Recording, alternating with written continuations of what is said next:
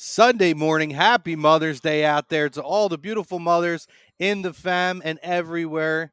This is the Rant Booth live on A2DRadio.com. John Coyle over here, What's up, Michael guys? Chromiak. We're going to be talking to you guys about a lot of things today. We're going to be going through Sixers Game 7 preview, biggest game in 20 years for the Philadelphia 76ers up in Boston. We're going to be talking Flyers, front office moves. I think we'll have a little Eagles chat. We're going to have a little bit of Phillies starting to surge a little bit. So we're going to cover all four major sports here, guys. So if you're over here in the Ocean City Boardwalk, 1028 between 10th and 11th Street, come check us out. All campus, and all campus right now is giving 20% off of everything in the store, including hats, shirts, all the subscribers here of A2D Radio. So make sure you guys are getting in there and subscribe. And I'll tell you, you get a lot of really cool perks. You get picks, you get opportunities to come on. And speaking of opportunities to come on, if you are here and you come visit us here at the store, all campus, Please. not only do you get to browse a beautiful selection of hats here, I mean, a massive selection of hats here on the Boardwalk, but you have an opportunity to sit down with us and get in a few minutes. You want to talk Sixers, you want to talk Phillies, whatever you want to hear talk. your predictions. Bring on the predictions. Let's see what everyone thinks today. Yeah, so make sure you guys come down, check us out here at all campus. And, John, it's going to be another show like it was last week. I can feel it. I feel like it's going to be a little bit of back and forth between me and you today, yes. Last week, me and John did not see eye to eye. No, we did not. One of us was right. No, we were not. One of us was wrong. I predicted last week debatable. James Harden 40+. I actually said 37 points. He gave us 42. Yes, he did. 42. He had a game. He had a ball game. And he saved us. That was a lot of fun, too, because even after the show, when the game started rolling, again, all campus, fun place to come and hang out and buy hats and everything else. We had a whole big crowd in here watching game 5 or game 4? Game 4 with us last week. If you can't make it down to the stadium, this is the next best place, man. This is great. A great atmosphere, great weather. The sun's starting to come out. It's gorgeous. You know we're going to have a lot of fans up here watching today's game. Yeah, it's absolutely gorgeous out. But let's get to the topic of conversation. Pretty quick, pretty simple, John. The agree to disagree opening conversation. The Philadelphia 76ers will win Game 7. Agree, disagree. Bring me that energy I so covet. Man, this is so hard for me because I am a diehard. I really am a diehard. And I want them. My heart wants them to win so bad. I don't see it. I just don't see it. Yes, James Harden proved me wrong last time, and he's proved me wrong a couple games. But you got to win 4 of them. And he has not shown up for 4 games. Oh, my Lord. He has not shown up for 4 games. He has never shown up for 4 games. And Joel Embiid, come fourth quarter time, he's like the Mirage. He's gone. You can't find him. I don't understand what this guy does in the fourth quarter. I don't understand the game plan by Doc in the fourth quarter. Well, the game plan was pretty disagree. clear. The game plan was pretty clear last game. Yeah. It was pretty clear. The whole idea and the whole plan was for these two. Who is your two most efficient scorers going into that fourth quarter?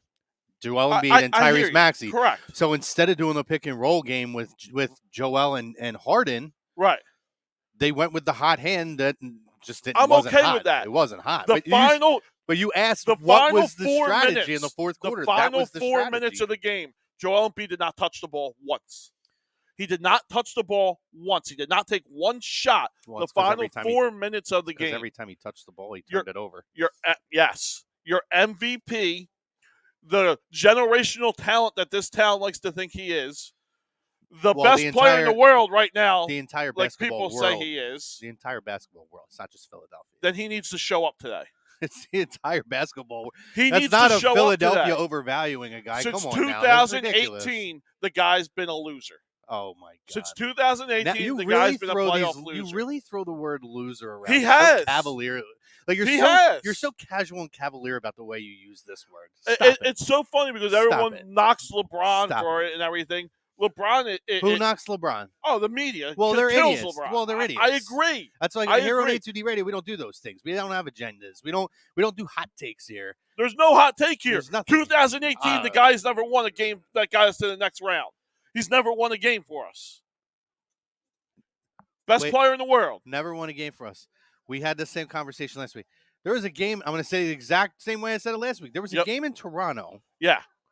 Where a player got him to overtime. Correct. And then hit a shot, a fadeaway three-pointer to win a game in Toronto. Did it get us to the championship? Big game in Toronto. Did it even get us to the Eastern Conference Championship? Words were nobody has never won a game in the playoffs for us. He's never won a big game where we need to move on. Every game is big in the playoffs. Come on, John. There's no game. You don't care if it's first round or NBA Finals. There's no game that means any less because you need every bit of those wins to get to there. I just don't understand how you can agree. I can agree to it very, very simply because of your heart.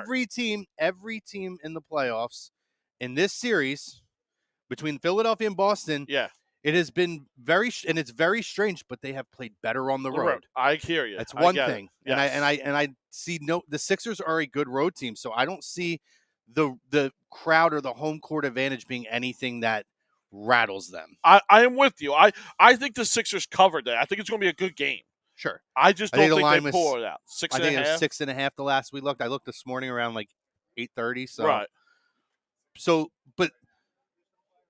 It's a gut feeling because I'm going to be honest with you. At the end of the day, we're not talking about a Boston team that has played at peak and has blown us out of the water. It just hasn't happened. So as much as you want to say like we haven't seen the Joel Embiid or the James Hardens of what we want, right? Boston hasn't seen that in a lot of they've been, if anything, more inconsistent than Philadelphia. Besides Brown, yeah, they really have. So, and I'm going to be honest, go back to the Atlanta series, right? What about that team? Aside from game 2 in this series, right? Have they shown me to suspect that Boston that we know is going to be the Boston that's going to show up? I have one answer and one answer only. Jayson Tatum. Jayson Tatum had a good 2 minutes in the last game, and he sucked the when rest of the game. It mattered. Jayson Tatum takes the ball and he wins games. That's nonsense. When does the game matter? The fourth quarter, the last couple. No, it doesn't. Yes, it does. You see it all the time. That team, if he would have, what did he shoot like?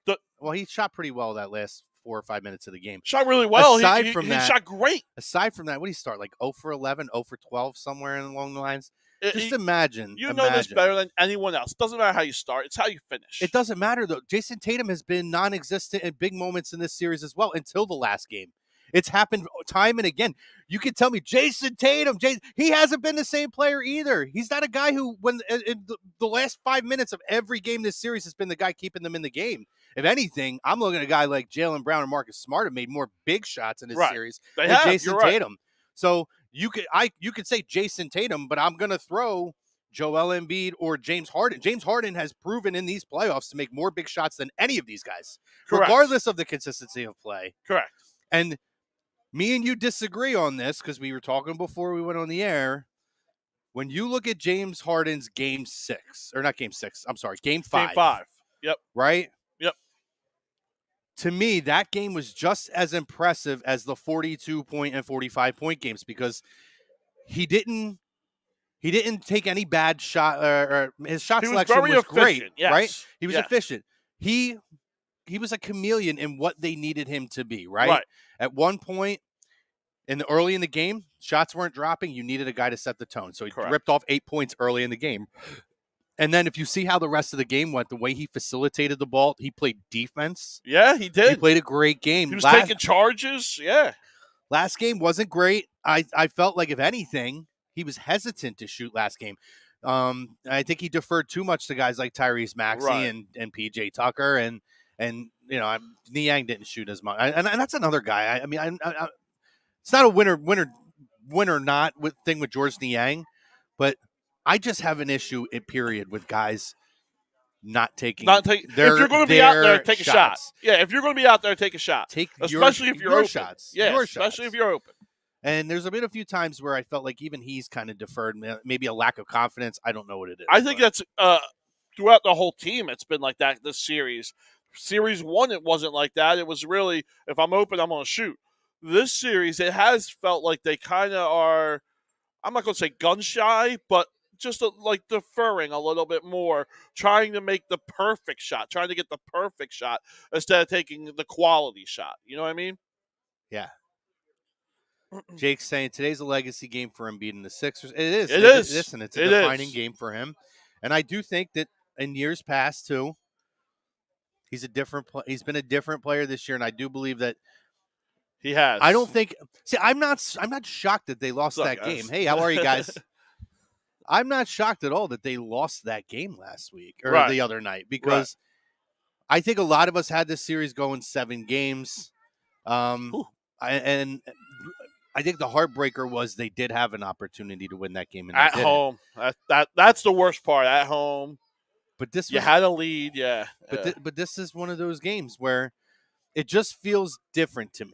And it's right. Boston's not the Boston of old. Knowing what because even like last game, right?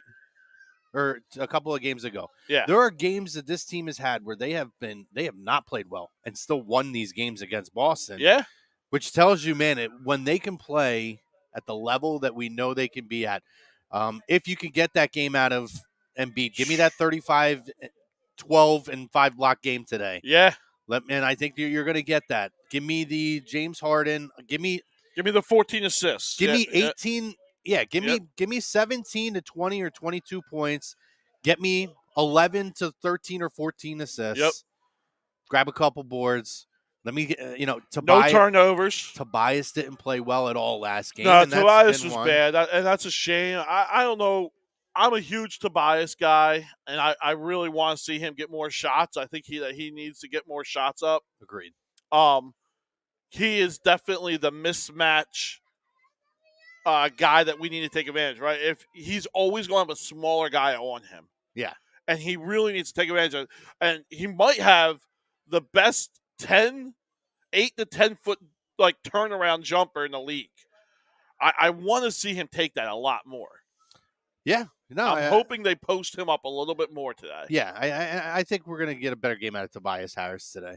Ryan Swope says the 76ers stand around way too much. No enthusiasm or passion. Celtics, I don't know if I totally agree to that. Celtics always hustle. I don't agree with that at all.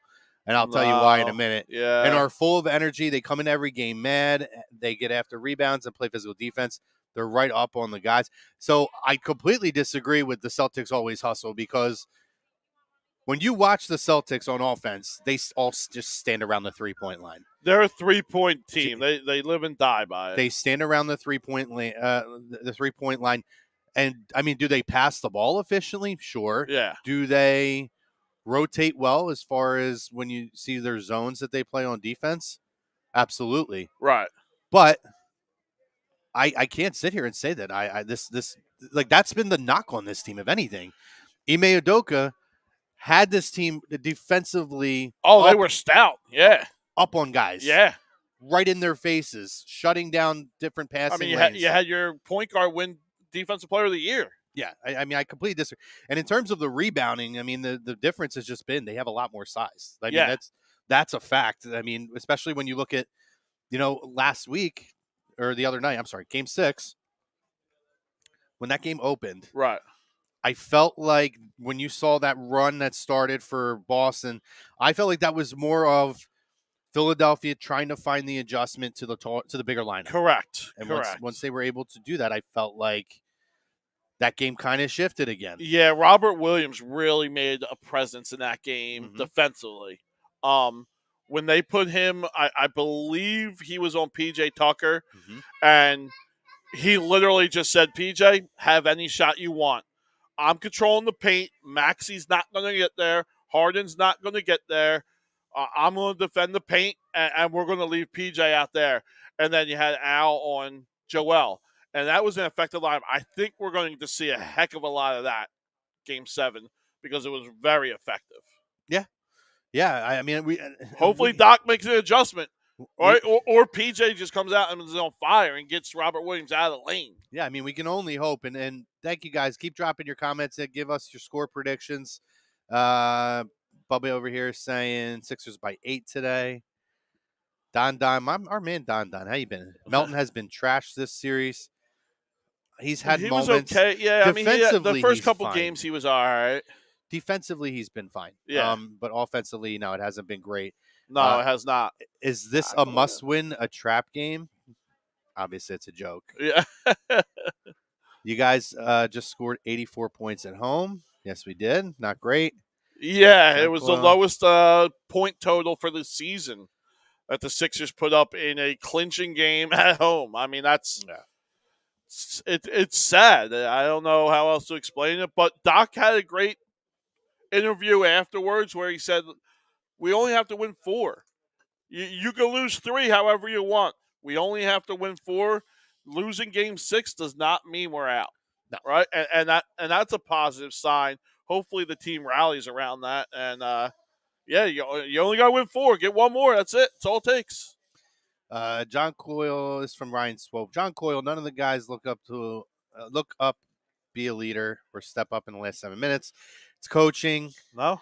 76ers as a team rely way too much on the coaching that none of the players look to step. I listen. They have leadership. I'm not going to go that far. That's ridiculous. It's literally just I don't know why. I really don't, and I don't know why you don't agree to this.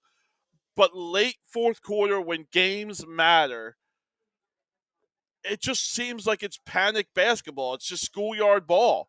They don't seem like they have a plan, or they know who's getting the ball, or who the guy is. It's just someone needs to be the guy in those moments. I mean, again, you could say that about Game 6. I don't refute that. Say that about any game from 4, 2018 on. I don't care about 2018 on. This is 2023. It's a different season. In this series alone, we sat here last week and you talked about how they're losers in the fourth quarter. Then they came out and they won 2 games and they got smoked in the fourth quarter. Game 4, they got smoked. No, you're a liar. Game 4 and Game 5, they won the games in the fourth quarter. Absolutely, they came out. So that's ridiculous. The 2 games since you said that, with the exception of Game 6, they were up 11 going into the fourth quarter of the game that we watched here.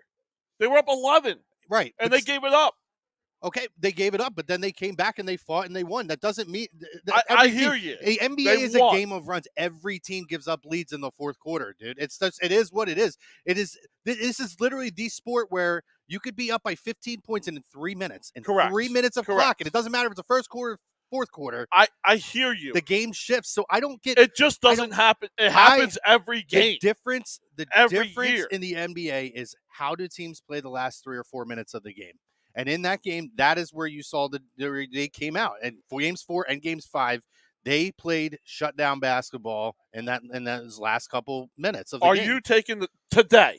I'm taking the Sixers today. Are you taking the Sixers in the fourth quarter to win? Yeah, they're not going to overtime this week. Okay. So, no. Let's say I know what you're saying. It's a 75-75 game going into the fourth. Yes, I believe I take the Sixers. Yep. You're taking the Sixers. Yeah. Okay. Yep. I think that's foolish. I think anyone who believes the Sixers will win the fourth quarter today is ridiculous. You thought it was foolish when I said James Harden was going to score 37 last week, and look what we got, baby. Luckily, he had a good game because nobody else played. Any parts of Jimmy Butler. I don't think the Sixers care about Jimmy Butler. No, I'm not afraid of Jimmy Butler. Tobias is a difference maker today. I agree. Tobias is a difference maker today. I'm sure we'll get to that. We win. If not, we go home. I don't know if he's the make or break, Rich. No. But I would agree with you in that he is somebody who we need to have a ball game today. He needs to be the consistent Tobias that we're used to seeing. He needs to be that Tobias. Let's see. These people are going back and forth. We got a little fight on the chats. Maybe. They won, but they didn't have great endings despite winning. They never do. That's my point. In the clutch. It's every game. John's 100% right on it. In fairness, Ryan Swope and me agree on nothing ever. Ever. He's. I could say the sky's blue, and he's going to tell me it's a different color. So he's right, though. They just listen. They don't win fourth quarters.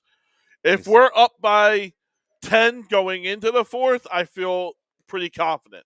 But if it's a tie game, anyone who feels confident is just fooling themselves. So I'm going to say this too. Okay. I think you'll agree with me on this. All right. I don't want to hear about Jimmy Butler not being a Sixer anymore. No, stop it. It is 3 years later. who cares? And people, I like, can't. it's so I can't funny because anymore. people are like, It's over. oh, we chose Tobias and we chose every. Well, No, we didn't. No, He we left didn't. us. We did. He left us. Well, no, I mean, we chose Ben Simmons. That's the difference. People hold. Anyone in basketball was choosing Ben Simmons at that moment. People hold Tobias Harris accountable for Jimmy Butler because leaving. he got the contract. And then Jimmy Butler, because he likes to run his mouth, right, says weird. And I love Jimmy, by the way. I'm not knocking him, but says what he says last year after the playoff game. Yeah, you chose Tobias. And it's inaccurate because that wasn't true. Right. The Sixers chose Brett Brown and they chose Ben Simmons, and that was on them. We offered, if I'm not mistaken, we offered Jimmy the max contract, which he took, but it was only because he wanted to get traded. It was a sign and deal trade. Like that's the real truth to the Jimmy Butler thing, guys. We offered him a max contract to stay. He did not want to. So Jimmy, he's a Celtics fan. He's been in chatting a lot. He says they do fear Maxey in Boston, which if he can go off though, Jimmy, because I'll be honest, if you look at the career numbers of Maxey overall, he's had good, maybe one or two decent games this series. Overall, he has not been good against Boston in his career. Over the bunny blunder, big dunk, the basketball, mullet petition for Alvarez. I like that name. He has no fear of the moment. That's true. That's true, but that can also come back and bite you because I think that hurt us last game. It did. Maxey just got a little too rambunctious, and I think he missed a lot of opportunities. Right. Missed some shots and missed some layups he would normally make. He almost in fairness, looked a little you can say big. what you want about Joel, but when I look at last game, our most consistent player through start to finish would have been Tyrese Maxey. However, he completely just collapsed the last 4 minutes of the game. They collapsed. That's what happened. Layups when possible. Look to dunk the basketball. Sixers lay the basketball up too much. It's like an automatic basket. It's hard when you got that big guy. Robert Williams is a top of the line defender. People don't really know that because he's been hurt a lot, but he's a top of the line defender. He is. So I mean, I want to hear from some of the Celtics fans. Like, are you guys confident just because you've been here before? But right. Like the fact that your team has looked so inconsistent leading into the playoffs and then throughout the playoffs, including this series, doesn't concern you a little bit. Like, I'm not asking that to be a troll or anything like that. I'm just asking, like, in reality, like, it shocks me that any team, I don't care if I beat a team every series for the last 10 years, when my team doesn't look the way it's looked over the last 3 or 4 years. In these big moments, in these big games in the playoffs this year, that kind of would concern me. So I'm just curious. That's the thing that the Sixers fans and even myself have to hang our hat on today, right? I know you keep saying it, and I kind of poo-poo it, but it is a different feel this year, right? Joel has been a different player this year. Maxey has been a different player this year. James Harden has actually showed up in some playoff games this year, right? So there is a little bit of optimism behind all my negativity that hopefully this is the year that they can get over that hump. Right. Bruins had a record. They lost a couple days ago in the same building. Yeah. The Warriors are eliminated, and the Warriors are the only team we fear. They say the Warriors are the only team we fear? Tatum. See, even Jimmy says the same thing. He's a Celtics fan. Tatum has not been good in this playoffs. No, he hasn't, but I love what he said at the end of Game 6. And I mean, I need to redeem myself, and I will. The dude's a professional. He's a class act. Joel Embiid said the same thing. These guys are correct. Are the elite of the elite in the league. So but yeah. I guess that's what it is I don't really follow all the press games for the Celtics. I follow it for the Sixers, and I hear it every game, Joel, in the playoffs. I need to be better. Yeah. I need to be better. And it's great that he takes accountability and he realizes it. But at some point, you got to be better. You got to do it. Today's that day to me. Today, I hate to say it, shit or get off the pot day. Like, this is it. Like, well, it is literally. You have to do it. So, okay, so let's talk about key to the game today. So you're looking at one player. Yep. I'm going to take Joel Embiid off the table because we know how important Joel Embiid is. Yeah. I'll leave Harden on the table though, but I want to know on both teams. I'm taking Jayson Tatum off the table as well. Yeah. So I have mine. Who's your difference on each team? Who's your difference maker that outside of obviously the top player on the team, Right. the MVP candidates, that you look at and say, this guy has a monster game today. This team is going to win. I'm not going to say he's going to have a monster game, but just based off what we saw in Game 6, where, again, we scored the lowest points that we have all year, what I think needs to happen. What the Celtics are going to do is go big, and Robert Williams is going to be on P.J. Tucker, and P.J. Tucker needs to hit the corner threes today. Okay, so you're looking at P.J. to be a difference P.J. maker. needs to get Robert Williams out of the lane defensively. Okay. If he cannot do that and put some fear that he has to at least put an arm up for him, this could be a long game. See, I'm looking at Tobias Harris in this game. If he's knocking down those mid-range jumpers, he's getting 1 or 2 3-pointers in the game, and he's doing what he does on the board. Yeah. I think this team wins the game. If we get one of He those, needs to have a big board. If we get one of those like 15 to 18-point games from him, and he gets us, and for him a big game on the boards is like 6-7 rebounds. I'm fine with that. He needs double digits. I don't know if he's going to need that because I think you could get rebounds elsewhere. If he's in there and he's getting us 7 rebounds though in this game and he's scoring us 16, 17 points, I feel confident. We're in a good and he's got to hit that mid-range jumper. I think he's the difference maker. And obviously, listen, we could say James Harden, we could say Tyrese Maxey. Those are the easy picks. Yeah. I want to think outside the box. I mean, we know how important those guys are. Right. So, but yeah, Boston. Let's talk about Boston. If you're looking at Boston now, Jayson Tatum's off the board. Yeah. Who are we? And I mean, I'm not going to go Jaylen Brown because that's another obvious one. Who are you looking at and saying if this guy has a above average game? We'll just go with above average. If this guy has a big game for them, above average, who's the guy that's going to help them win that game? And it's going to be on the same premise for me. It's going to be Robert Williams. And listen, Robert Williams is not going to go out there and drop 20. I'm not talking about that. But if he goes out there and controls Joel Embiid physically on the offensive glass, if he could get 4 offensive rebounds, that's going to be big if they get second chance points. You already know Al Horford's going to have a big advantage against P.J. Tucker that way. Yeah.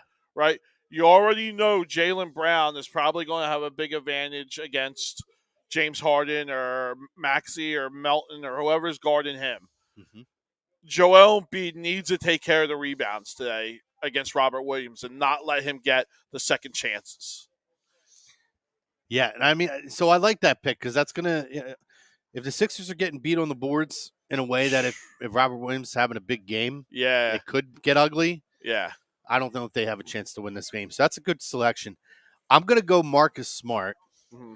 And the reason being, I do feel like he could be an emotional catalyst for them. Yeah. Do I think Marcus Smart's going to come out and Marcus Smart's going to put 25 points up or 20 points up? Not necessarily. Right. But one thing I do think you'll get, Game 7s are emotional. Yeah. I think he's going to be one of those guys who's going to try to poke and prod. Correct. Try to get guys fired up. Try to get guys to make mistakes, get in their head because he's very good at doing that. Yes, he is.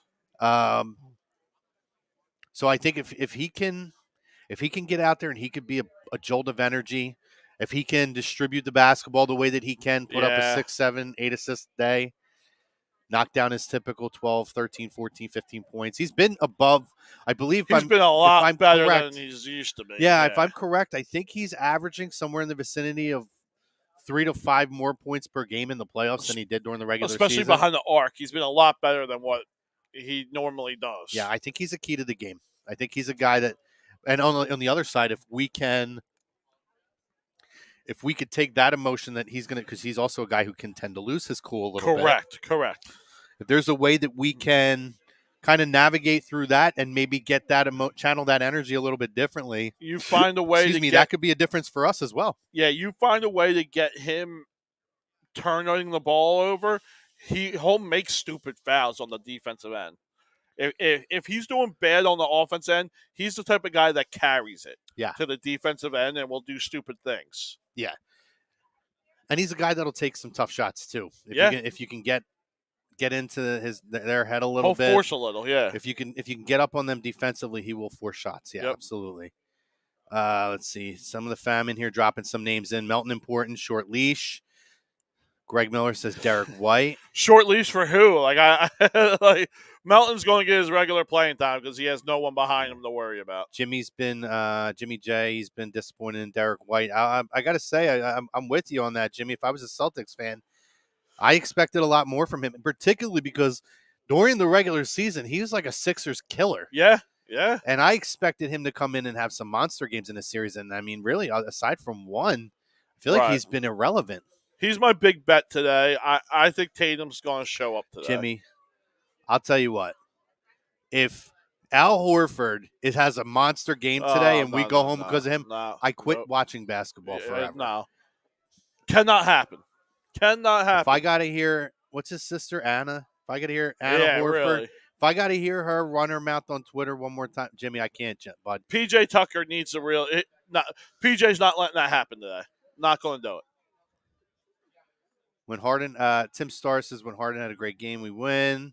When he was okay, game goes down to the wire. When he's trash, they lose. Yeah, that's pretty much. In fairness, I know Jimmy says Smart saved him in Game 6. Yeah, I mean he's been very good. Yeah. I'm a Marcus Smart guy. I mean, as a Sixers fan, I hate him.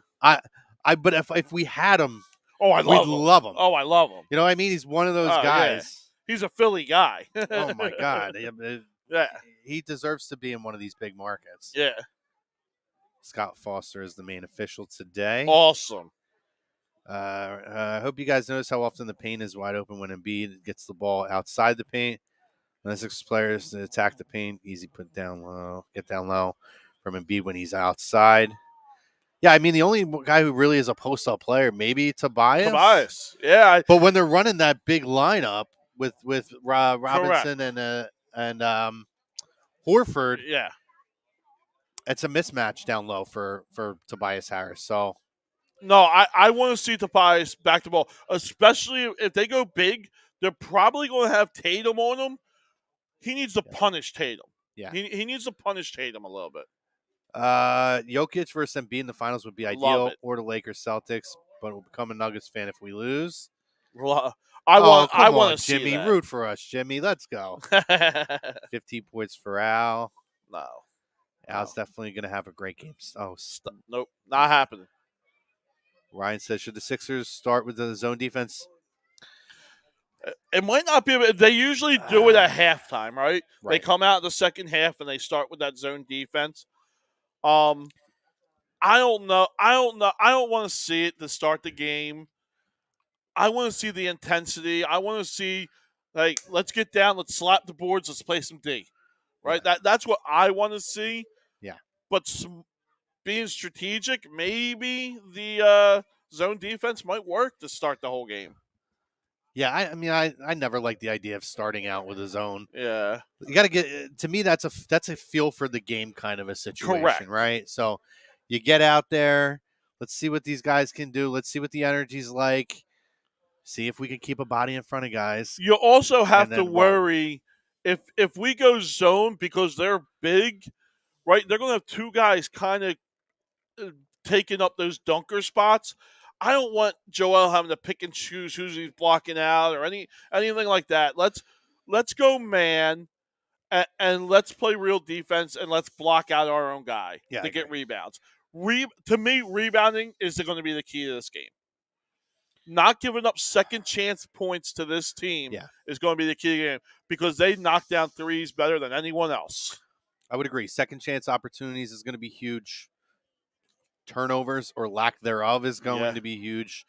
You know, that's one big misstep in the last game where Boston had, at one point it was 18. They might have got up to 20 turnovers in the game. Yeah. It was the most they've had in a playoff series in like 30 or 40 years in a game. Yeah, it was bad. And we lost. You can't do that. You have to take advantage of the second chance opportunities. And again, They just weren't scoring. It was a weird game. Weird fourth quarter game. Listen, they have games like that, and I'm not Today going is not to. the day. I'm not going to knock them for it. Today's the day. Today's the turns day. around. Today's the knock. If they don't do it today is Embiid's Michael Jordan finally knocking off the Pistons day. Let me this ask is you what a it's going to question. be. Watch. Let me ask you a question. Michael There's Jordan. a lot of people out here that are guaranteeing a Sixers win. Can you go that far? I don't ever guarantee anything. The only thing I guaranteed is James Harden scoring 37 points last week, and who got it right. Now, I mean, I don't believe in guarantee. And the most exciting two words in sports, right, is Game 7. Yeah. And when you talk Game 7, first of all, to get to a Game 7, there's got to be unpredictability that's already been happening in this series. And there has been, yep. Which is why when you tell me the Sixers are a 6.5-point dog in Boston, okay. Yeah. Anything can happen in a Game 7. We literally got knocked out on a ball that's probably still bouncing off of rims somewhere. Can we not talk about it? But let's be real. That was the downfall to everything Sixers. Anything can happen in a Game 7, including 17 bounces off the rim for the ball drops. So I've said it before and I'll say it again.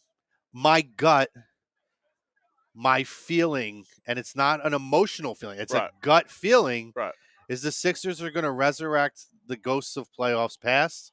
Joel Embiid is going to have that Jordan and the Pistons moment. Please. And finally, we're going to put the Celtics to bed and move forward and get that first Eastern Conference appearance and for Eastern Conference Finals appearance for the first time in 21 years, I think. Yeah, you know what's funny is you and I'm going to take a different sport and put it in a perspective here, but the curse of the Bambino and the goat curse for the Cubs and the Billy goat, goat, and all I all wish these that one was curses, still going on. Right? I feel like that's that quadruple doink from Kawhi that we're kind of have over our heads that we just need to eradicate. We need something to just push us over the hump and get us off of that stinking play. It haunts us. To me, that is the changing moment. If he misses that shot and we go on to win like they did, man, this franchise is different, right? Like you would think that we go on to maybe win 2 out of 4. Or 3 out of 4. I almost feel like the basketball gods are still punishing us to this day. Don't say it. For Allen Iverson stepping over to Ron Lowe. Because the moment cool moment, great clip to go back and watch. Hell of a picture. And what a game in winning that. But since then, this organization's franchise playoff success has been non-existent. Yeah. And I almost feel like maybe that's the basketball gods saying, respect your opponent. And then we're paying for the sins of Allen Iverson. God, that's right. I'm creating a new curse. A new curse on this team. It's the curse of Tyronn Lue. The curse of the step over. Yeah, it's just something's got to click. Something's got to change because this team is too good to keep losing in big games and playoffs. We're too good for that. It's the best iteration of this organization has put together team-wise.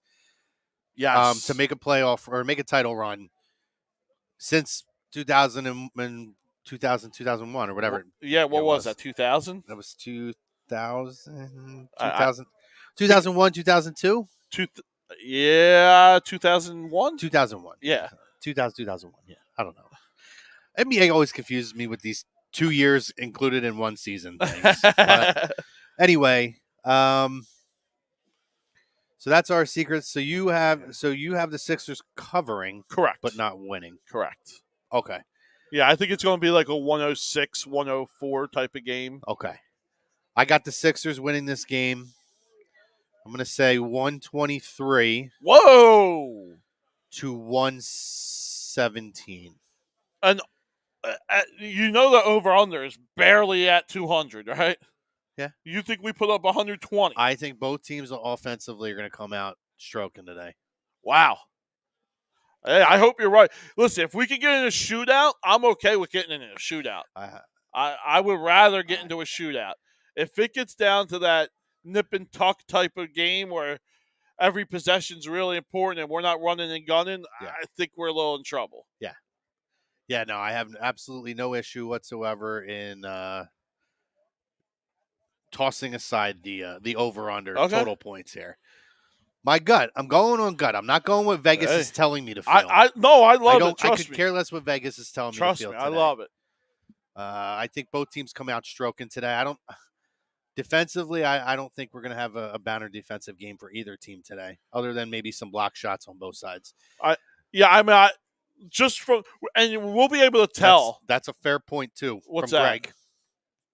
Says he likes the fact Sixers are coming off a 2-day rest. Hopefully they can benefit from it. And I think that benefits the Sixers more than it actually does Boston. I think that's one of those things that's going to go under the radar a little bit, that you're getting that extra day's rest for guys, and particularly with Joel as well. Yeah. I'm going to give you a little bit of a negative towards that. Sure. Is when you play a big game, closeout game at home where all the emotions are running high, and you literally in the fourth quarter just get swamped, right? We just got bombarded and beat. Now you got to carry that thought for 2 days. That's a little bit of a negative to me. If me as a player, I want to just get right back out there and just get going, right? I want to get back out there the next day and get it going. I do not want to think of all the mistakes I made and what I could have did to fix it and how I could have played better to get us a win. I don't want those thoughts. So that's my negative side to that. Yeah. This is funny. Don says Scott Foster's reffing. Somebody's fouling out early today. I hate that. I hate Scott Foster. Mullet petition of Alvarado says 110-107 clip. Clip it. Sixers are hungrier. All right. Tim Harden. I bet Harden goes to the Limes once tops with Foster there. Hopefully you understand that. I hope so. I remember when AI, Snow, Hill, AA, Aaron got over the Toronto hump. Today made it. Today's history is made. Sixers are hungrier.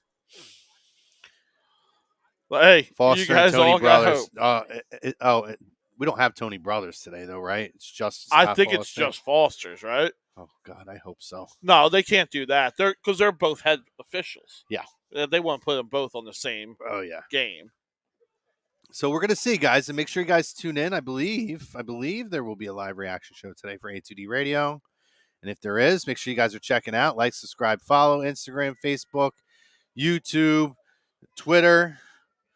All the podcast platforms. And again, if you're down here, 1028 Ocean City Boardwalk between 10th and 11th Street, all campus. Make sure you guys come by. You can hop on. John likes to give up his seat, so you can sit and talk to me if you want to. Let's go. Nobody wants to hear me anymore. I don't know why you'd want to talk to me, but if you want to, hey, come on over. Let's have a conversation. We can talk Sixers. We're going to jump into some Eagles. There's news across the board with all four sports teams this week. There's a lot, yeah. So make sure you guys are doing that. Check it out. Come by and come see us here at All Campus, and make sure you like, subscribe. 3 Eastern Conference Finals for Jimmy Butler since leaving Philadelphia. 0 super teams. That doesn't mean anything. One was in a bubble. I don't count that. And the other. And no offense, they blew it last year. The East is really, really weak compared to anything else that we've seen in the past. So I can't hold any merit to that. Right. Ryan says 108-104 Celtics. Breaking news: Ja Morant has been suspended from all Grizzlies activities. Is that real? I did not get that memo. That ain't real. Ja Morant got suspended? Oh, here we go. There is something on here. Really? All right. NBA spokesman explained. We're aware of the social media posts involving Ja Morant and are in the process of gathering information. Wow, I did not see that. What'd he do now? Somebody give it. Please tell me it's not a gun. He did it again on IG Live? Again? Yeah, he deserves it. That's a year's suspension. It should be a year's suspension for him. Oh, what is this guy doing? Year's suspension, forced what do they call it? He's got to go to counseling and He stuff. should have never been allowed to come back No? as soon as he did. Yeah. Like, to say, like, okay, he's got to go away and he's going to go get the help he needs and then he's back in a week and a half. No. BS. Well, it's going to be a full year this time. He'll get a full year. If that's the case, he'll get a full year. How can you? Oh my God! You're coming. I don't get it. You're going to be one of the top 10 players in the league this year, and you're going to allow yourself to be in those situations. That's just complete bad management of your worth. Like, and I hate when athletes do that. You have so much money. Hire someone to keep an eye on you. Like, get a babysitter for all. Like, jeez. How about just a little self-recognition that right. Whether you are quote unquote about that life or you grew up in that environment, when you work so hard to get yourself out and get your family in a situation where, like, you want to get out of that, why are we still doing these things? What about being a role model too? It's so like, upsetting be a role because model. he is such a talented young man. Oh my gosh, he is so talented, and this is the sixth incident involving some kind of an issue with a firearm or physical violence in less than a year. Come on, man. What are you doing? It's a shame. That's a shame for that franchise because they were just on the cusp of really, really being good. Tim, I don't get it, man. He's probably driving around $1 million neighborhood too. Yeah. Next one's 2023. Don't forget Embiid swept in the bubble. I don't really count the bubble for anything. Don't care. He's about that fake street light. And that's true. I mean, from what I heard, he really didn't even grow up in that kind of environment. Yeah. It's crazy. Yeah. Air's a fun movie for sure. Yeah, Ja is no Jordan. Dumb. I guess somebody made a comment about him being something like Jordan. He's not that good, but I mean, he was on the verge of being a top 10 player in this league. Oh my God, he's supposed to be like one of the faces of the next generation. And, right. Especially when you lose a bum like Ben Simmons, who was supposed to be one of those guys. Correct. Joel had no one in the bubble. Ben was hurt. That's true. It was a weird thing in the bubble. I don't think any of them wanted to be there. I mean, including the teams that won. I don't even hold the Lakers as champions that year. I mean, I don't like to take it. I don't take a title or put an asterisk next to it. But like, when I go back and I say, okay, this is what happened in the bubble. Do I hold shortcomings of other teams? I mean, most people didn't know what was going on. A majority of players didn't even want to be there. No one wanted to be there. I mean, it's just a weird vibe. I can't sit there and athletes are completely a creature of the same thing happens game day every day. And when you change that by putting them away from their families, away from their food, away from where they go and their routines of how they get to the game and warm up and everything, that year does not matter. Those bubble games were like, they were like me and my buddy Rich, who's sitting over here. It's like back in the day when we used to go to Blackwood CYO and Donovan McNabb would come and play. He would come over there and play. Right. And it was just like, to me, it was just a glorified rec league game. Yep. I mean, there was no crowd. It was very manufactured of what they tried to do. It reminded me a lot of All-Star Game where you could tell people didn't want to be there, but they were just hamming it up. Yeah, very, very weird. Marketing value he had no Ben, and he had Al Horford. He did have Al Horford. Oof. All right, and Lou got some wings. Yes, he did. There we go. So we're gonna move on here. So just to tie that in a bow. Yep. I'm right. You're wrong. Sixers win today. Hey, please be right. Yeah, please be right. Let's move on to the Eagles. The Eagles go out. Going on. Eagles put the schedule has been released. Yep.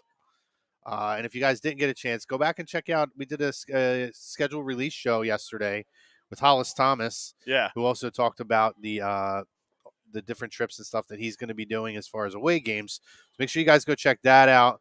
But let's talk about it, John. Yeah. Eagles schedule is released. I want to get your quick thoughts on it, and then I'll drop mine in there. I think it's hard. I mean, that's the first word that comes to mind. I think it's a tough schedule. you don't have an easy 3 games in a row. Like there's not an easy span, and I think if I'm mistaken, during their bye, when their bye is, they're on the road for a month straight, I believe. Yeah. And gosh, I don't like that, especially during a bye. I just think it's going to be a rough year. It's going to be a long year. A lot of tough games this year. Yeah, it's weird. I look at the. Do I think the team still can win 13 games? Yes, I do. Yeah. I think they're that good. Yep. But when you look at the schedule, the front end not bad. I think I could honestly see them getting to the bye week. Yeah. The Jets game I think is before the bye week, and that one might be a little bit tough. It's probably the one I'm looking most forward to watching. Right. A lot of people say, "Oh, what do you think about Kansas City?" Like I know, and check them out too. The boys on Birds of a Feather. Their poll question last night was, "The Kansas City game is the most anticipated game." No. I disagree. Yeah, I disagree. I don't. To me, a rematch game during the regular season is right.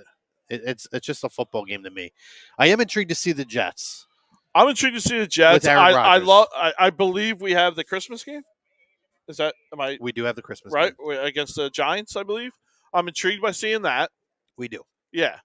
So yeah, the Kansas City game doesn't really do anything for me. We know what they are. They're a great team. It's in KC, if I'm not mistaken, right? Yes. It might be one of the only games that we're going to be a considerable underdog. Yeah. I don't know. Maybe not considerable, but we should be an underdog. Yeah, I would doubt they would be. Right. Unless somehow Kansas City just falls off the cliff.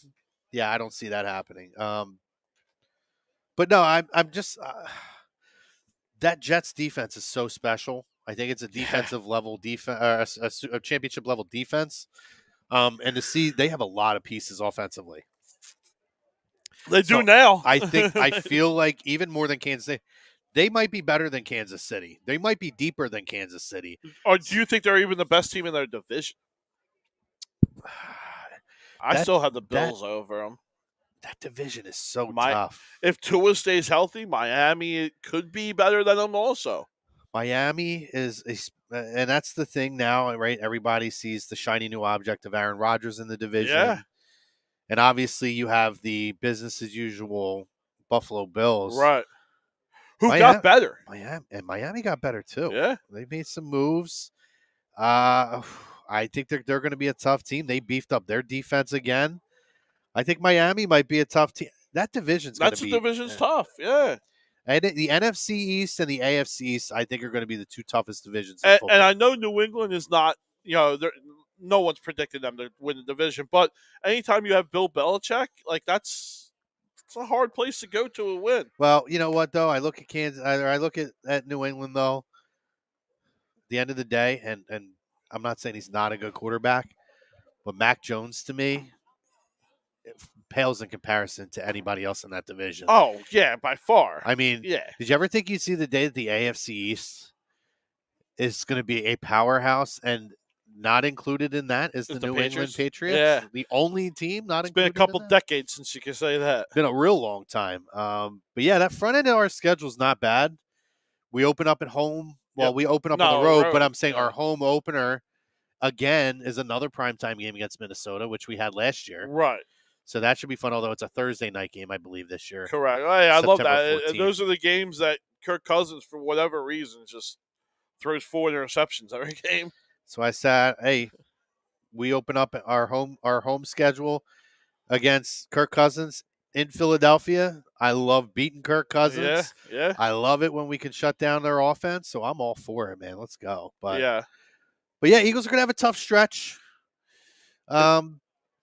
I still think they could win 13 games in this schedule, though. I'm going to say 11. I'm going to say 11 games. But I still think that's going to be good enough to win the division.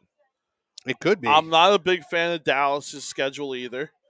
I'm definitely not a big fan of Dallas beating us at all. I think we take 2 from them. Yeah. I'm not big on Dallas. I think Dallas is a 10-win team. Yeah.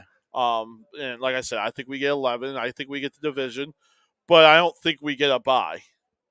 I don't think we're winning the NFC this year. I think that the schedule and the teams that we have to play are just going to be a little too tough compared to, and this is going to be really strange saying it, but a Saints or the Falcons, who are going to have a real easy schedule, real easy division. I could see them squeaking out 12 wins, one of those teams. No, I mean, people said the same thing about Tampa Bay last year, who still couldn't finish at 500. Yeah, that was a different feel. I didn't trust Tom Brady last year. Like, I trust Jimmy G a little bit more than that. I don't trust Jimmy G enough to put them kind of numbers up there. But so listen, let's real quick. Yep. We're gonna run down the schedule. Okay. So keep track of how many you say are losses. Yep. And we're saying this. Listen, we know that it's May 14th. Yeah, injuries are going to happen. I'm not locking these wins in, guys. There's still moves to be made. My early reaction. This is our early reaction, right? Yep. This will change, I'm sure, as the season comes up and we see more roster moves. We see more injuries and stuff that's going to happen, before the season starts. So, Eagles open up in New England. That's a dub. Yeah. At home against Minnesota, that's a dub in my eyes. Yep. Go down to Tampa Bay, that's a dub. I think it's going to be a little tougher, but yeah, I give it a dub. Commanders at home for us. I think they win like that at home. Yep. Eagles Rams in LA. I think that's our first loss. See, I don't. I think that they pull that off. So keep that in mind. Yep. So this is where we start hitting the tough stretch now. Yep. The Eagles and Jets in New York. I think that's an L. That's a loss. Yeah. They host Miami. I think that's a loss. I think they win that game. All right. But it's a tough one. Yeah. Eagles go to Washington. I like that win. I don't know if I have them winning that. Something about Washington. I always feel like we always split. There's a chance. Yeah. I'm going to give it a win now, but I might change my mind because this division's tough. Washington's going to be a good football team. Eagles at home against Dallas. I have that as a W. Yep.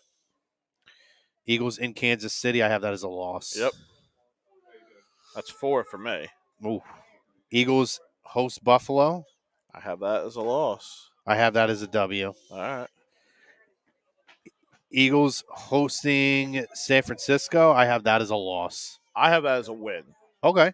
Yeah, I don't think San Francisco is going to be what they are, and I'm happy that we get them a little bit later in the season because I'm betting McCaffrey's going to be hurt. Yeah, you know what? I'm going to and yeah, that's a fair point. I'm going to switch that to a W because it's not just that we don't know who the quarterback's going to be or what the situation's going to be. Who it is. We don't know if it's going to be Trey Lance, Brock Purdy, or somebody else. Yeah. So I'm going to count that as a W. Yeah.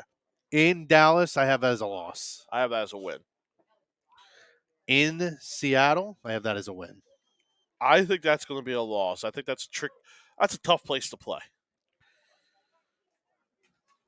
I don't think it's Geno, and I like Geno. I hear you. Yeah. Great year last year. Eagles Christmas Day hosting the Giants. That's a win. Yep. I can't even remember the last time the Giants beat us in the regular season. Eagles host Arizona. That's a win. Yep. Finish the season in New York. That's a win. So yep. I have 6. I have 11 and 6. So I'm going to say I have them because I'm going to change a couple. I think they lose that game in Washington. And my gut's telling me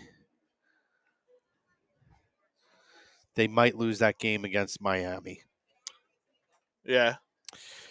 So that could be a tough. I have them losing 3 in a row. That's why I have them losing 3 in a row too. So I have the Jets, the Jets, the Dolphins, Commanders in Washington. Yep. And I have the Dallas in Dallas as 4 losses. So I have them at 13 and 4. And that again, guys, this is early, so don't hold us to it. I love it, and I don't want to bring this up. I don't want to talk long about it, but I do gotta ask. do you think this Jalen Carter trial is going to affect anything? No. No? Okay. Not worried about it. Somebody will pay to have it go away. Okay. It'll never get to trial. All right. I tend to agree with you. Oh, Greg's calling. Yeah, he said, did you just say that you trust Jimmy G more than Tom Brady, John? Later on in his year, I mean, kind of, yeah. I mean, Jimmy G got a 49ers team. I know they were great defensively, but let's not forget how great Tampa Bay was. It's not like Tom Brady was lighting up the world. I know he had a hell of a Super Bowl, but he's not lighting up the world in any other game. Jimmy G did get San Fran to almost every year into the Eastern Conference or the NFC championships. Just looking at some of the total wins here. Some people have them at, so it seems about between 10 to 13 wins. Right. They'll definitely be in that range somewhere. I just got them on a little bit of the lower end. But I still think they win the division. Thing is, Umberto, right? I think we're going to hit a tough stretch of those games, right? So, listen, I don't know if we're going to be better than the Jets. That Jets team is going to be potent. Look at that roster. They got a lot of weapons, and they're getting Breece Hall back this year. That's going to be probably the funnest matchup, and I think you said it, that you're looking forward to this year. Seeing Sauce Gardner against A.J. Brown. Oh, my God. That's going to be a great matchup to watch. That's a good team there, Umberto. Don't discredit them. And Miami, yeah, maybe they're a little bit better. Miami's than Miami, just got too much there's speed for us on the outside. A lot of weapons. So if they get beat over the top, right? This is one of the things that we knocked Darius Slay for later in the year, right? He's getting older. These guys are another year older. That secondary. And you're talking about Tyreek Hill. That might just be a tough matchup at that point in the season. Jalen Waddle. I mean, they have a ton of weapons that can really get down the field and stretch it. Yeah. Got a lot of people coming in here, guys, here at All Campus. We're talking sports. We're selling hats. So make sure you guys come down, check us out, 1028 between 10th and 11th Street here in the Ocean City Boardwalk. And just remember, if you become a 20% or if you become an A2D member, All Campus here is going to throw you 20% off on any merchandise that you purchase here.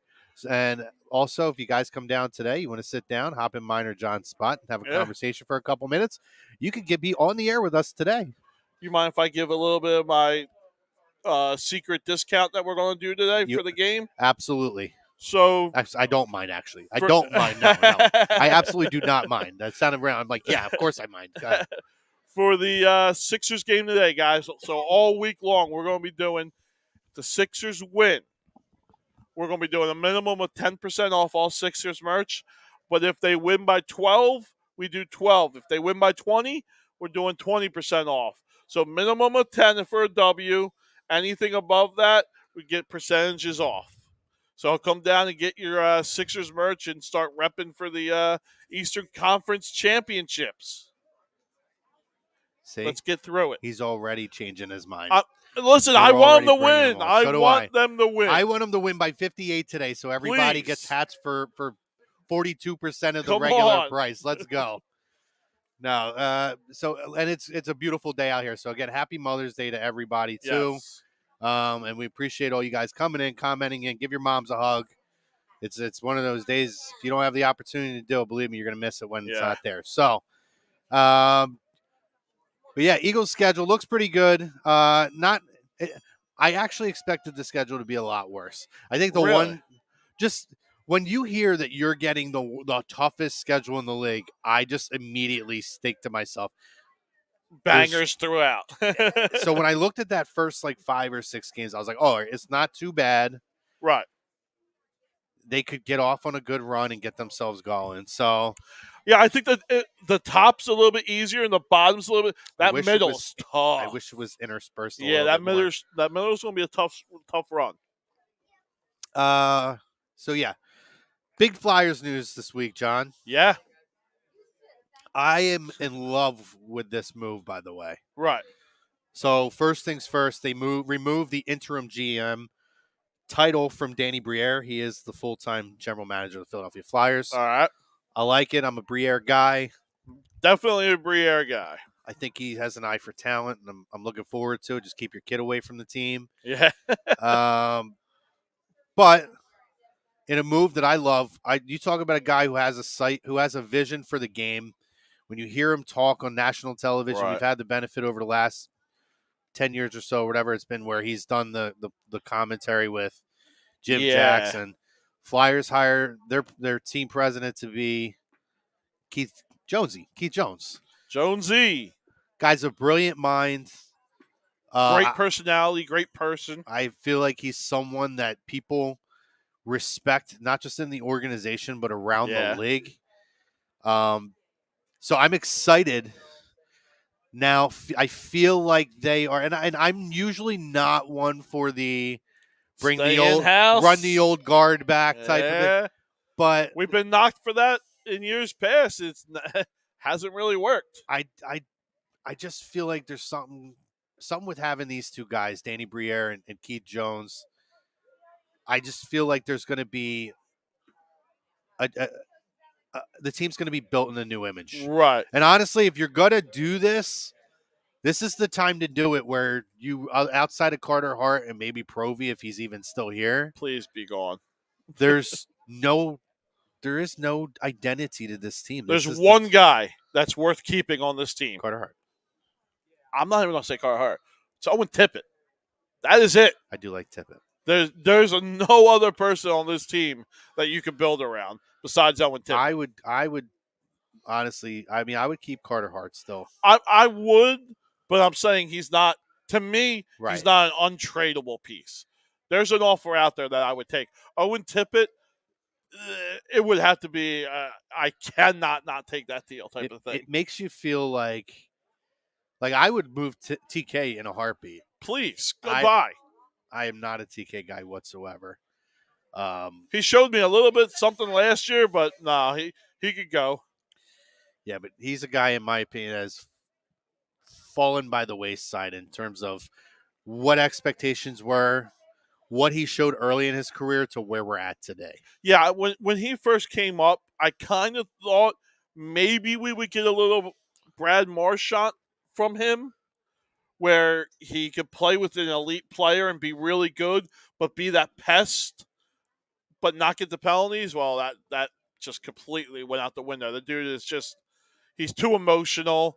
He plays with his heart and not with his brain. And I just don't want guys like that in this NHL. Yeah. Brian Wilson, huge day, boys. Yeah, it is, Brian. Yeah. Happy Mother's Day to all the moms out there. Still a lot of Sixers chat going on. It's the main topic, right? It is what it is. Bubba says, if this fails with Danny and Keith, at least you know the clubhouse will be fun. That's true. That's true. The only reason I'm okay with them staying in-house is, yes, Jonesy's a Philly guy through and through. Yeah. But he's also had that national exposure. Sure. Like you said, he was on national TV for every single Saturday game or the main game of the week or whatever day it was. So he does know around the league. People know him. Kind of the NHL world knows about Jonesy. It's not just staying with the Broad Street Bullies. Am I wrong? Didn't he win like an Emmy or something like that? Oh, I'm not sure if they did or didn't. He won some kind of an award for his work that he did on the national broadcast.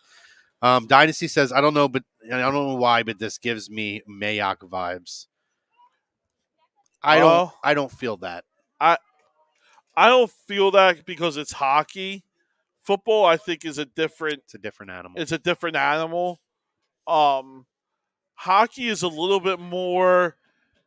You got to really know these kids when they're younger.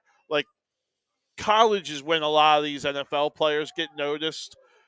Hockey, it's not like that. You're noticing these kids when they're 14, 15 years old, when they're playing real elite Canadian league hockey. So I just think Jonesy has a little bit better pulse on the hockey world than what Mayock did in the college level. Yeah, and I think that's the difference, right? To this day, I still love watching Mayock do the draft. Yeah, he was great at it. Yeah, But guys being a young college talent evaluator as opposed to building an organization correct. are two totally different things. I mean, say what you want about Hextall. Horrible. Was not a Hextall guy. Did I think he had an eye for the young talent? Sure. But Horrible. he had us, in my opinion, going towards the process 2.0. Yes. Who a guy who didn't have a thumb on the pulse of when it was time to turn the corner. And I don't think what's happening now has anything to do with them not being patient enough in terms of him. Right. Injuries and just guys just not underperforming at a point. But yeah, and let's not kid ourselves, right? You just said it. If Sean Couturier, Cam Atkinson, and Ryan Ellis are on this team, we're a playoff team. It's a better team. We're a playoff. Close. We're not a contender, but we're a playoff team, right? We're not going to be in the lottery. Hopefully, we could get a nice pick here. Even at 7, we should get a guy that can contribute. And these guys are healthy, and we can see about getting back in the playoff spots. Our girl Chiquita chiming in. Hey, Chiquita, what's going on? I'm going to agree more. The pressure's on Harden and Embiid. A lot of Sixers chat still going on. Love it. Bird Gang has us going 17-0. Love that. Here we go. Love that guy, by the way. Let's go. Brown has already shown him and Tatum don't get along the past 2 seasons. Brown wants to be a number 1. That is something I meant to bring up earlier that I agree with. You can see, and I'm not calling it dissension, but there's that chemistry is not there. Yeah, there's a fracture somewhere in that relationship. Liverpool asks, if we lose this game today, where do we go? Where do we go? I don't even want to consider. I really don't want to consider. I think Doc is gone. Although I think this is the best coaching job he's done since he's been here. I don't know that I can necessarily, but I think he's gone because, all right. My buddy made a good point when I originally thought to myself, I don't know, like this is the one season I feel like you can't blame him. No. However, if what's his name from Milwaukee can get fired. Correct. 2 years after winning a title. Correct. Apparently he was hated. There's a lot coming out with that story now. I know, but still, Doc Glenn Rivers is not untouchable. Honestly, I would let Doc go, and I'd keep Sam Cassell. I think Sam Cassell should be a head coach in this league. This is my problem I have with it. All right, is let's say we lose, Doc gets fired. 90% James Harden's gone. You're probably going to try and move Tobias. Yeah. Now you have to get a big name. You can't get Sam Cassell.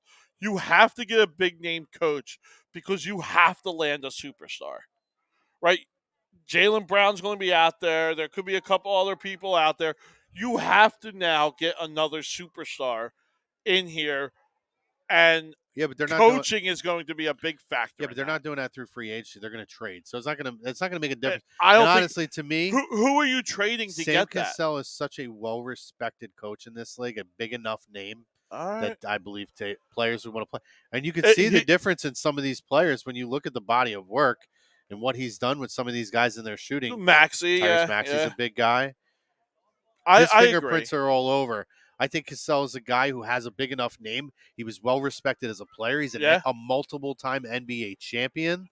He's played with some of the greatest players in the history of this league and guys like Olajuwon, Drexler, Barkley. That was a great team to watch. Yeah. And then he's played with, Ray Allen and different guys of that ilk. I think Sam Cassell is the way to go. But Tobias, to me, is gone. Yeah, I think so, too. I would love to see it.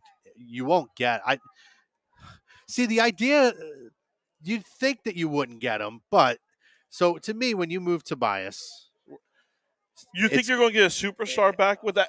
I mean, you're going to throw Maxey in the deal, Tyrese probably. Maxey. I don't think Tyrese Maxey's on this basketball team next year. Okay. If they don't win.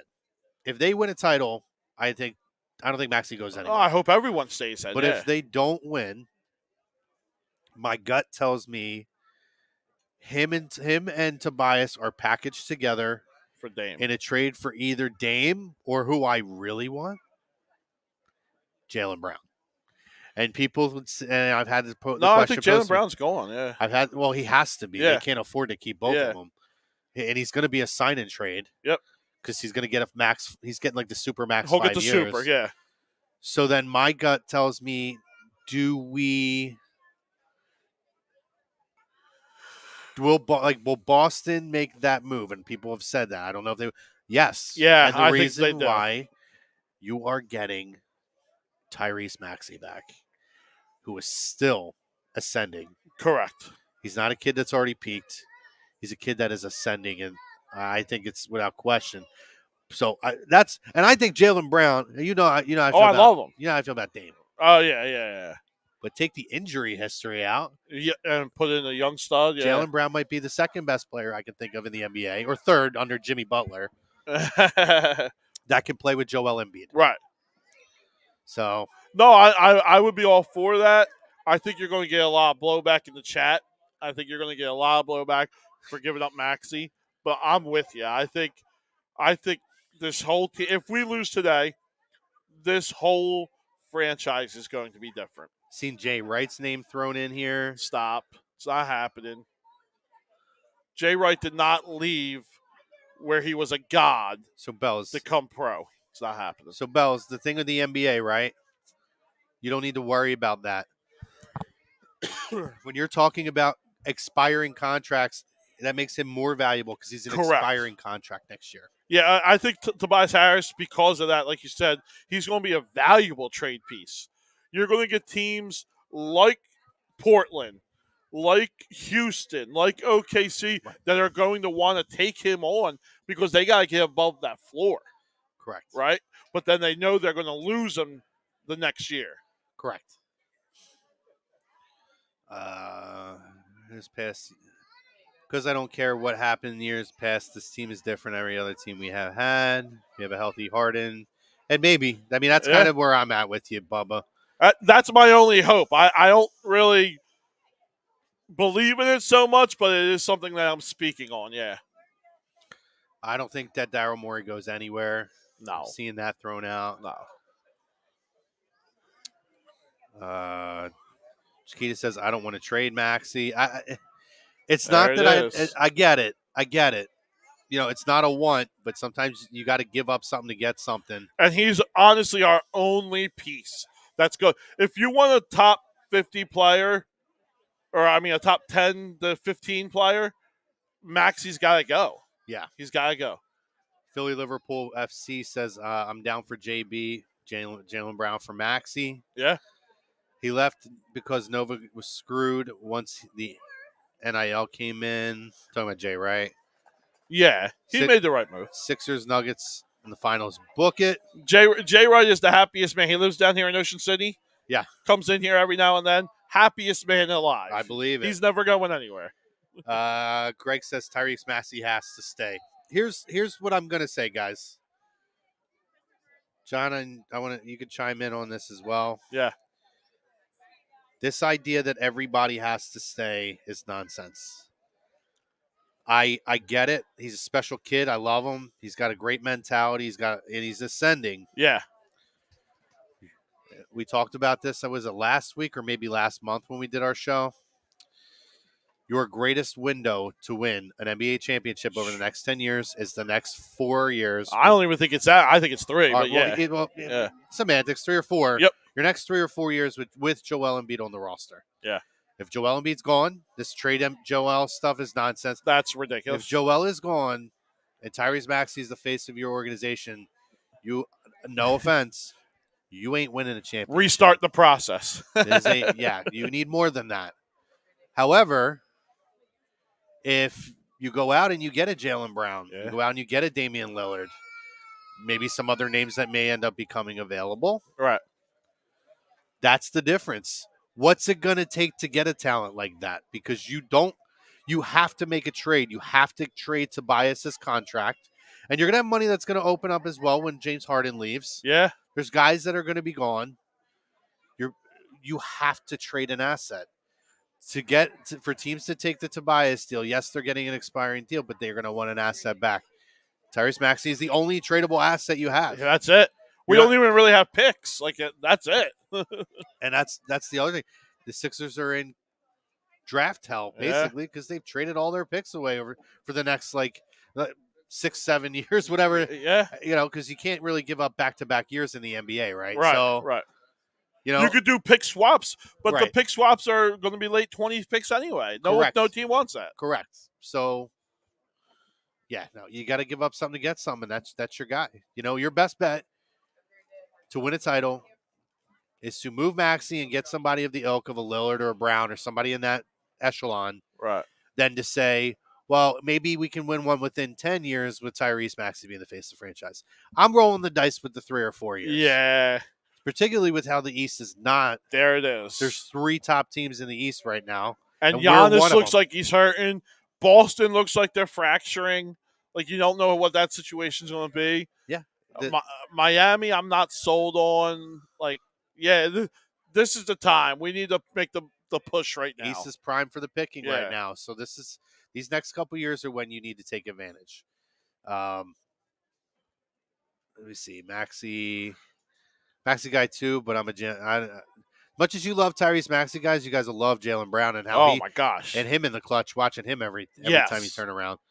Sabin Maxey's untouchable. If we don't win, things need to change. Did I just see Maxey's untouchable? No, he's saying stop with the Maxey's untouchable stuff. Okay. He's agreeing with what we're saying. Rest in peace, 2020. Oh, Habib is not feeling good about today. Throw this out there, and I'm not a fan of him. Would absolutely hate it, but Trae Young, would you trade? No, no. I don't like Trae. No. Here's the one interesting name. Yeah.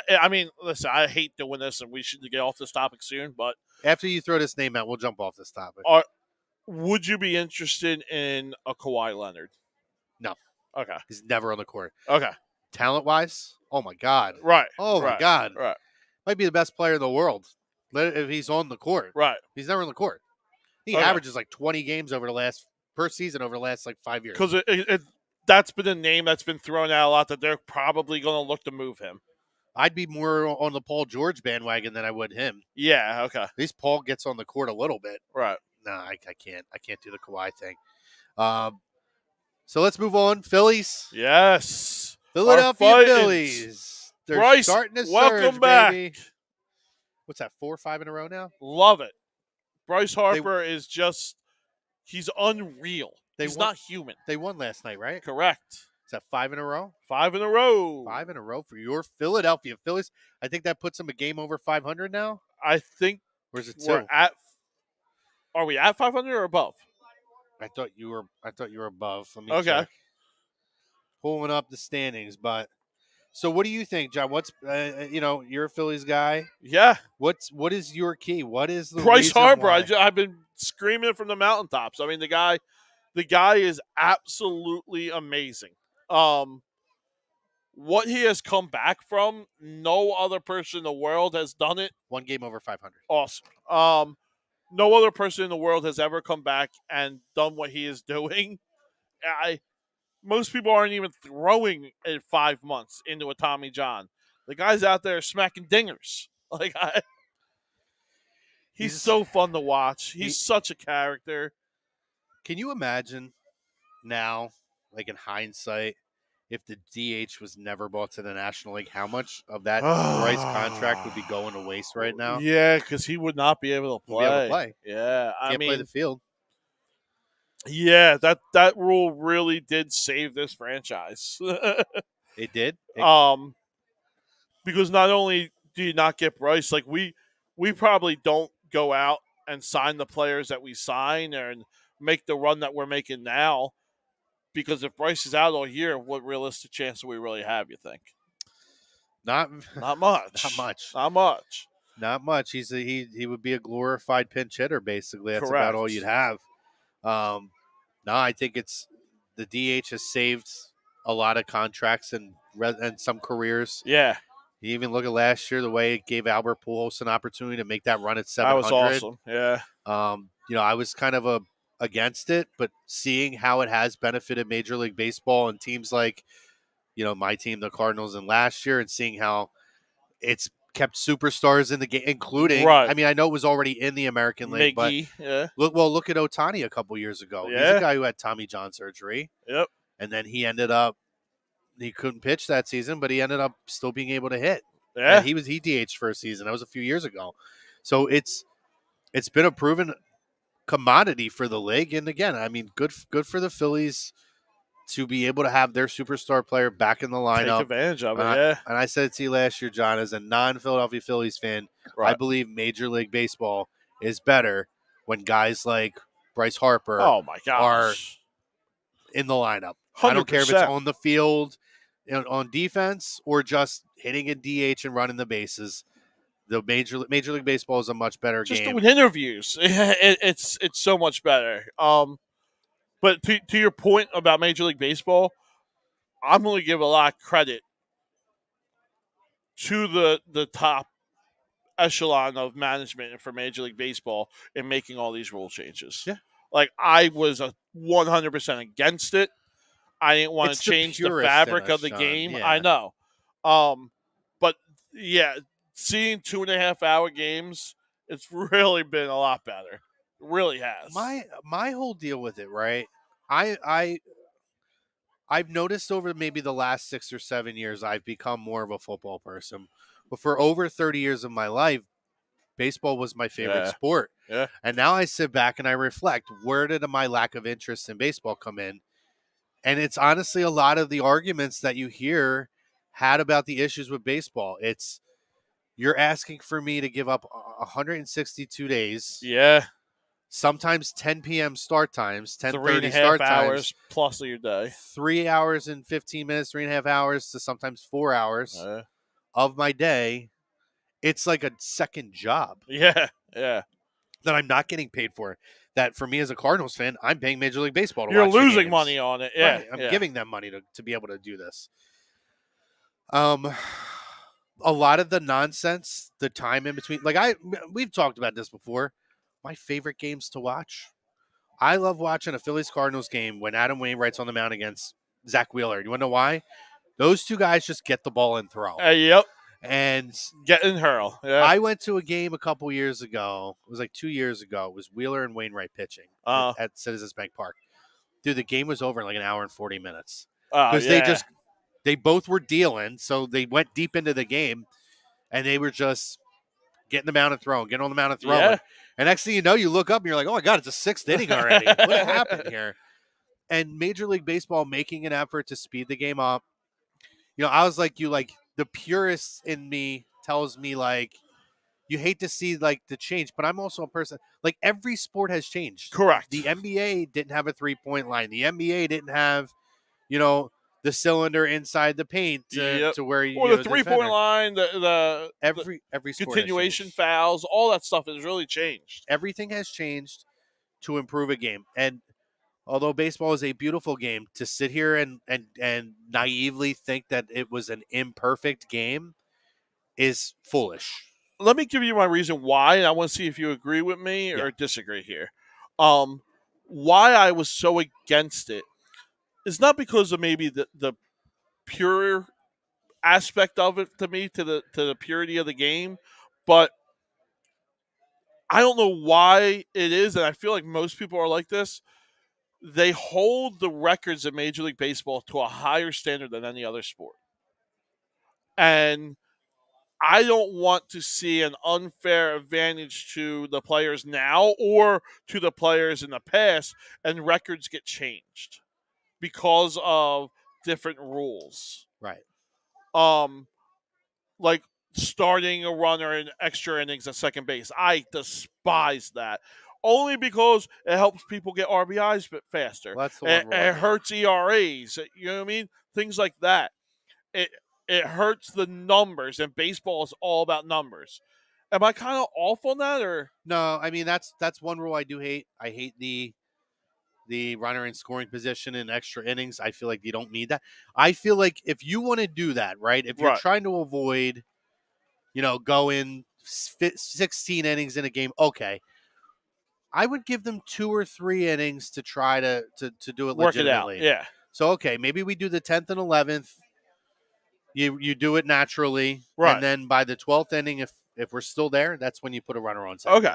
It's kind of like the overtime, right? In hockey, they don't go right to a shootout at the end of regulation. Correct. You could do they give you overtime and give them a shot. which again, that's a sport that changed, right? Correct. To me, some of the most exciting stuff in sports, and this was a change that the NHL made, is the 3-on-3 and overtime. Everyone loves it. Yeah, it's exciting. It's fast paced. It makes the game even complete open ice. Yeah, particularly in regular season hockey, right? I love hockey, but regular season is tough sometimes. Yeah.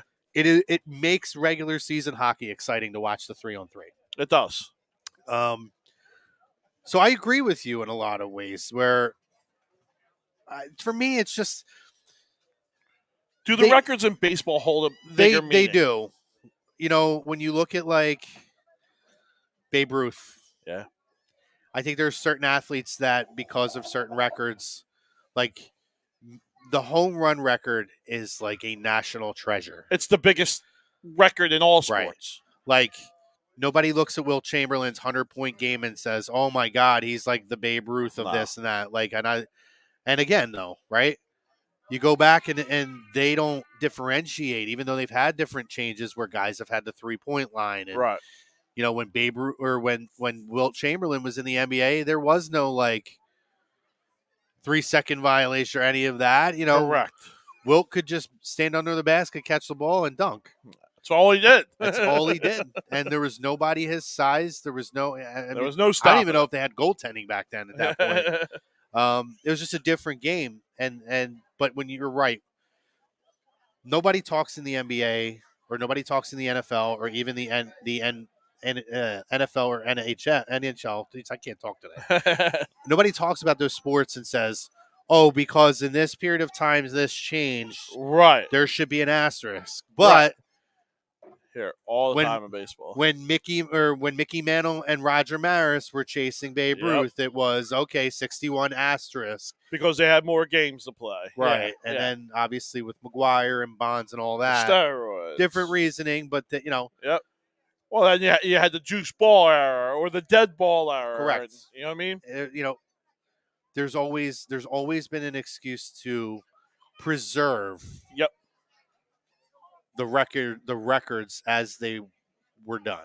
So, I can't remember what year it was. I think it was the year Bob Gibson had that immaculate, under 1.3 ERA where they lowered the mound, right? Yep, that's true. I think he had a 1.61 ERA or something. Was it that? Okay, I don't know why I thought it was lower. Might be a 1.38 actually. That's what I thought it was, something like that. I'm actually curious because that. But I mean that was the game. They lowered the mound. They lowered the mound right after that year, right, and that was a big factor. And I just don't know why in baseball all those records I know and I hold sacred, but for basketball, I couldn't tell you the top 5 scorers of all time. I just 1.12 in 1.12. Yeah, 68, 1.12 ERA, which is insane. That's just craziness. I mean, at that point, why even step in the box? Yeah, that's just craziness that happened. But yeah, MLB said, "Hey, we got to fix this. We're going to lower the mounds," and the fans, the player, everyone got up in arms about that. Yeah. No, I think it's. I'll get to that in a second. But yeah, no, it's. I agree with you, and I think that's what makes baseball so hard for people to accept the changes. Yep. You know, it's the only sport without a clock and this. Yeah. But now you see, right? And I mean it. This is why I lost it. And as a lifelong baseball hardcore enthusiast, they started to lose me. Yeah. When guys are scratching their crotches, when guys don't take a swing, doing the batting gloves a million times. Yeah. Again, I'm a Cardinals fan. Skip Schumacher, who's now the manager of Kansas City, I believe. I'm not sure. Major League manager right now. Anyway, or Florida. He's a manager of the Florida Marlins, the Miami Marlins. Yeah. When he used to hit, he would get in, and he would put his legs together and he'd lean his bat down. Yeah. And he would always fix his batting gloves. Never, if he had 3 pitches and didn't swing at one of them. Yeah. And knew he wasn't going to swing at the 3-0 pitch. Still stepped out and he did all this. And it's like, dude. You know the guy who I hated? Nomar Garcia-Power. Yeah. I hated watching his at-bats. His at-bats alone were 10 minutes. Yeah. The dude had so many rituals that he would go through before he got in the box. I'm trying to think of I can't remember who it was. It was around the same time. There was a hitter who used to do this thing with his wrists like this. He would like fix it and like do this like wrist flip thing, and then he would do it again. I'm like, I don't remember. what are you doing? But like that's one I felt like that needed to happen. Yeah. That needed, yeah. you know. I don't know that I like the you can only throw over to first base thing. I think that changes the integrity of the game. I feel like that changes the integrity of Yep. the strategies of the game. I don't like that at all. But and we've already seen that, right? Stolen bases are through the roof, right? Yeah. And that's going to be the byproduct of that. And that's one of those things that's going to hurt the pitching stats. Going to hurt pitching stats. It's going to hurt Ricky Henderson, who's the greatest base stealer of all time. And it's not even close. Does he lose that record because of this? Who knows? But yeah, Liverpool asked me about the Cardinals. They stink. That's my answer. Did they get 15 wins yet? A lot of people still showing that Sixers love. So Sixers? Yeah, I mean that's what it's about today. We're all Liverpool is on the same score-ish as me, 123-116. Embiid 45, 15, and 6. Stop Harden it. 27, 10, and 10. Maxey 30 points. I'm all for it. Show me your heart, buddy, but not your brain. There it is, right there. I'm in for it. There Let's it go, is. Philly, Liverpool. John said the same thing to me last week, and guess who was proven right? This guy. Mush. The other thing we nailed last week. Who didn't see Chicago winning the draft lottery? Oh, my gosh. What a joke. What a complete joke. Blue City Sports Empire, sports in order are football, basketball, hockey, soccer, and tennis. Oh, what was that? I'm sorry. Blue City gives their sports as they like them in order. Football, basketball, hockey, soccer, tennis. Oh, no, baseball, then football, basketball, hockey, soccer, tennis. So which one are we missing? No, they're all there. They're all there? Okay. Yeah. Basketball, football, baseball, hockey. A lot of people are going to have hockey at the end. I'm going to be honest with you. I'm a little shocked. I have hockey at the back end, but it ain't that far off as far as that to baseball. I'll be honest with you. I got baseball 1, hockey 2, football 3, basketball 4. Gotcha. Mainly because I grew up playing baseball. Baseball is always going to be my first love, even though basketball is probably my better sport. Right. But then hockey, my dad played minor league hockey, and that was just a thrill for me going to the games and getting to interact with some of the players and stuff like that, go to the locker rooms. Hockey will always have a special spot in my heart because of my father. Same with my mother. My mother loved hockey. Yeah. So it's got a special. I got out of hockey for a while. When they went through the 2 work stoppages, I was kind of done with hockey. I still love it when I was a kid. Right. I was done. Then my mother got really into hockey over the last 6, 7, 8 years. Kind of renewed my love for it. So, baseball just became so boring for me, and I felt like it was so much of a commitment. And honestly, part of it is the organization that you follow too. True. Like, give me the reason. I will always love my team, but when you feel like they're just taken away from your love of it and the sport alone, correct. It's tough.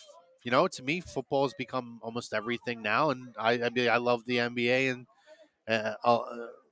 it's a little bit more than baseball. And hockey's not far behind baseball for me. It's funny because there's not one sport besides NASCAR that I won't sit and watch. Like me and my son sat down and we were watching college lacrosse, the championships, or this weekend. Yeah. We were sitting down watching all those games last night. And you're right, Max. There's just the Olympics. I love water polo. Yeah. I'll sit and watch that. Golf. I love golf. Yeah. There's just really nothing besides NASCAR. I can't get into NASCAR. Yeah. It's a fun day, guys, here in Ocean City. Real quick, we got a lot of people in and out, lots of families and mothers here on Mother's Day. So, again, we're going to wish everybody happy Mother's Day.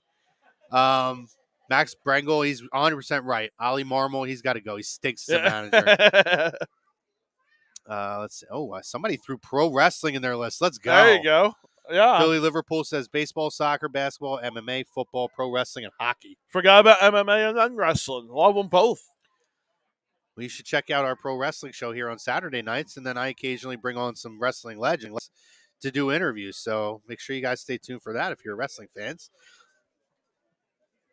That weird rabbit 99 baseball. I love some of these names. Yeah. Baseball, hockey, basketball, football, and soccer. You're starting to see a lot more soccer up there than what we have in years past, right? Oh, we're getting sports leagues here. Let's go. Blue City Empire says MLB, NBA, NFL, XFL, MLS, AFL, USFL, then the NHL. Wow. Okay. You really got the NHL real low on that. Yeah, we do. Gee. You'll watch a USFL game before an NHL game?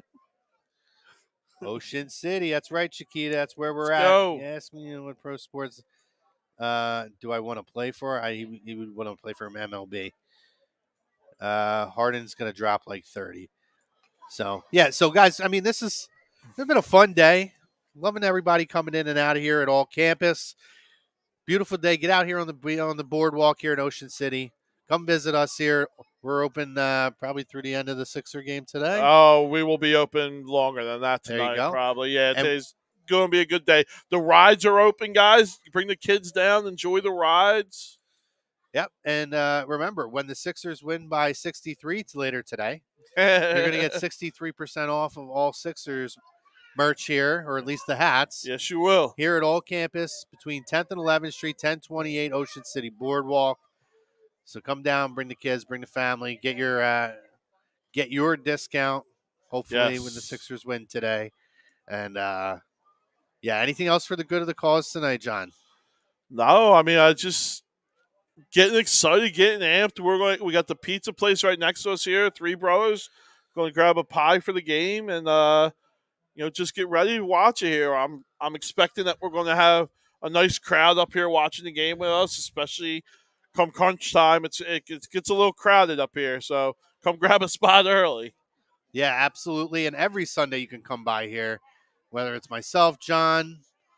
We have alternate guest hosts with John that come in when who else is the alternate? Yeah, Brandon from the City that Never Sleeps show. He's going to be down here every other weekend. Get Brinkman in here sometimes. Yeah, Rob Brinksman coming in here every now and then. Jimmy, comes in here every now and then. Rottweiler. Yep. We're going to have a lot of people coming in and out doing shows and just having fun out here on the boardwalk. Yeah, so beautiful day. Happy Mother's Day to everybody out there. Become an A2D subscriber. Get your 20% off here at the ramp booth here at All Campus as well. And come down to see me and John today. We'll have the game on. Check out some of the game while we're selling you guys some hats. And just shoot the stuff. Talk a little bit of sports with us. We love it. So we want to thank Ralph Delavecchio on the back end. Yes. For helping us out here with the production of the show. We want to thank all of you guys. So many comments today. Love the enthusiasm. Good, bad, and different. Even the Celtics fans we had in here. Much respect. You guys were very respectful, and we appreciate that. That's what makes it, kind of fun. As long that's as what makes it great, guys. That's what makes sports fun, is when you can get out there and give a little banter back and forth because you're rooting for your team, but all in fun and respect towards it. Yeah. So, for myself, Chrome, for John Coyle over here, for everybody here at the A2D family, happy Mother's Day. Give your mom a hug. Again, if you don't have the opportunity to do it, believe me, you're going to miss it. Yeah. So make sure you guys take advantage of it. Tell your mothers, tell your wives, everybody out there how much you love them today and every day. Do it every day. So that's all we got. Have a great Sunday. Go Sixers. Big win today. James Harden is going to have a monster game again today. 37 points today. Let's go. Again. Let's go. I said 37 last time. I'll change. I'm going to go down. James Harden, 34 points today. So that means he's going to score 39. A dub. But, guys, take care. Have a good one. Take care, guys. Love you.